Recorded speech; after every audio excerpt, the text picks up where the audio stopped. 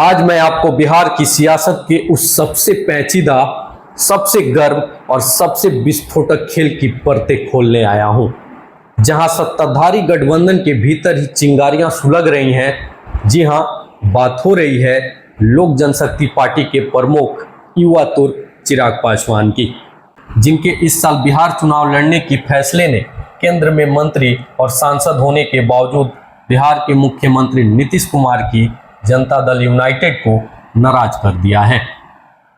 ये नाराजगी सिर्फ अंदरूनी नहीं, इसके पीछे गहरे सियासी समीकरण छिपे हैं और आज हम उन्हीं का पोस्टमार्टम करने वाले हैं।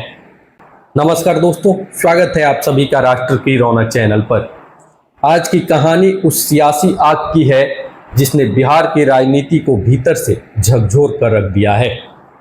जब मंच पर दो चेहरे आमने सामने आए, एक नीतीश कुमार जो दशकों से सत्ता की कुर्सी पर काबिज हैं और दूसरा चिराग पासवान जो अपने पिता की विरासत को नए तेवर के साथ आगे बढ़ा रहे हैं, तो हाथ मिलाने भर से बिहार में सियासी भूचाल आ गया। जी हाँ, जदयू के अंदरूनी सूत्रों की माने तो चिराग पासवान का यह चुनाव लड़ने का फैसला सिर्फ एक दबाव की रणनीति है।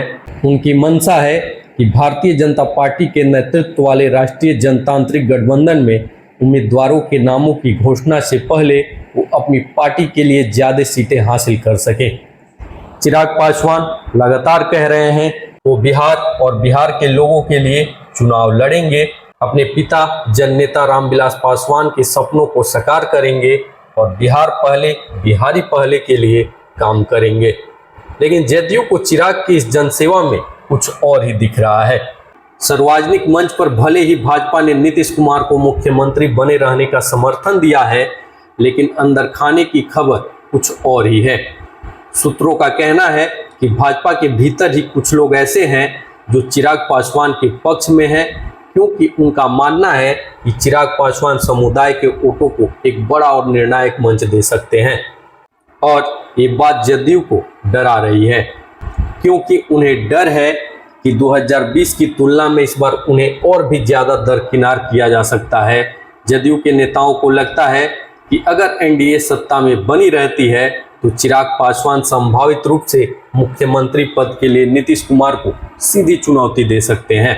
इसलिए जदयू के सूत्र बार बार जोर दे रहे हैं कि पासवान का चुनाव लड़ने का निर्णय एक व्यक्तिगत पसंद है और इसे एनडीए द्वारा औपचारिक रूप से समर्थित नहीं किया गया है, यानी भाजपा उनकी उम्मीदवारी का समर्थन नहीं कर रही है। तो अब सवाल ये नहीं कि चिराग कहां से चुनाव लड़ेंगे, सवाल ये है कि क्या उनकी एंट्री एनडीए के अंदर ही अंदर ज्वालामुखी को फोड़ने वाली है।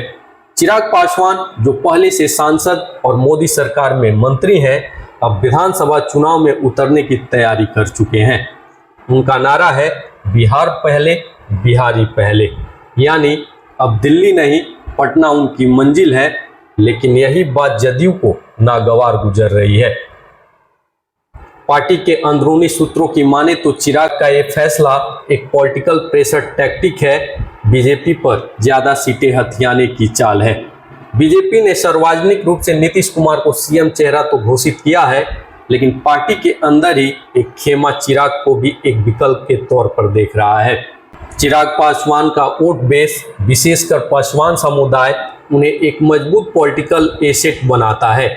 2020 की घटना भी जदयू के जेहन में ताजा है, जब एलजेपी की वजह से नीतीश की पार्टी को नुकसान हुआ था और बीजेपी को फायदा। तभी से जदयू के लिए चिराग एक साइलेंट खतरा बन चुके हैं। अब चिराग सीधे नीतीश के गढ़ में एंट्री कर चुके हैं। वहीं 29 जून को राजगीर में एलजेपी का भीम संकल्प समागम आयोजित होने जा रहा है, जिसमें 2 लाख लोगों की भीड़ जुटाने का दावा है। साफ है चिराग नीतीश को उनके ही मैदान में चुनौती दे रहे हैं। अगर यह शक्ति प्रदर्शन सफल हुआ तो एनडीए में सीटों का समीकरण और भी उलझ सकता है। मगर चिराग के लिए सिर्फ एक सियासी चाल नहीं, एक बड़ा जुआ है। अगर वे विधानसभा चुनाव लड़ते हैं और हारते हैं तो जदयू बीजेपी पर उन्हें केंद्र से हटाने का दबाव बना सकती है। वहीं अगर वो जीतते हैं तो उनका चेहरा अगला मुख्यमंत्री बनने के दौर में मजबूती से शामिल हो जाएगा। यानी चिराग इस बार ऑल इन खेलने को तैयार हैं। फिलहाल एनडीए के भीतर सीटों का फॉर्मूला लगभग साफ है। बीजेपी और जदयू को 100 सीटें और एलजेपी को 30 या उससे कम। ऐसे में चिराग के लिए सीएम बनना एक मुश्किल टारगेट है। वहीं दूसरी ओर विपक्ष की ओर से तेजस्वी यादव पहले से महागठबंधन के सबसे बड़े चेहरे हैं और कांग्रेस समेत अन्य दल भी उन्हें स्वीकार कर चुके हैं।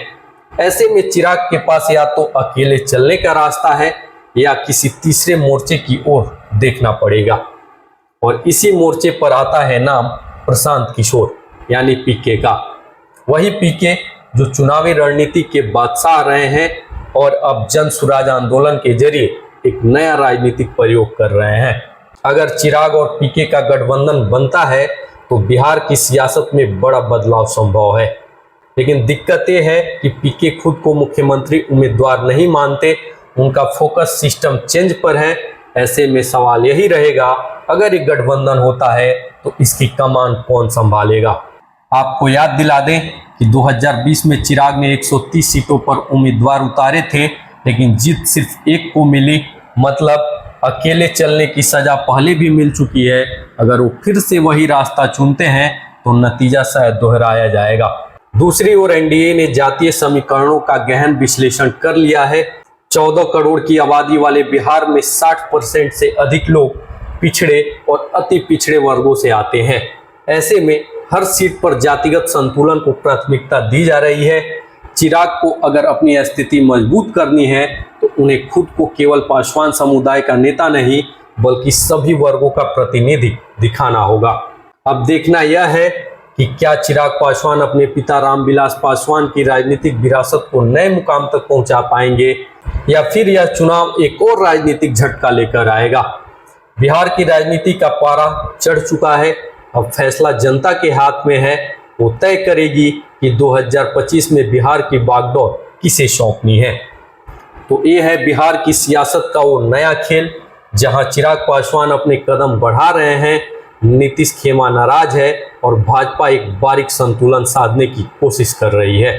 आने वाले दिन बताएंगे कि इस राजनीतिक शतरंज में कौन किसे मात देता है और बिहार का ताज किसके सिर सजता है।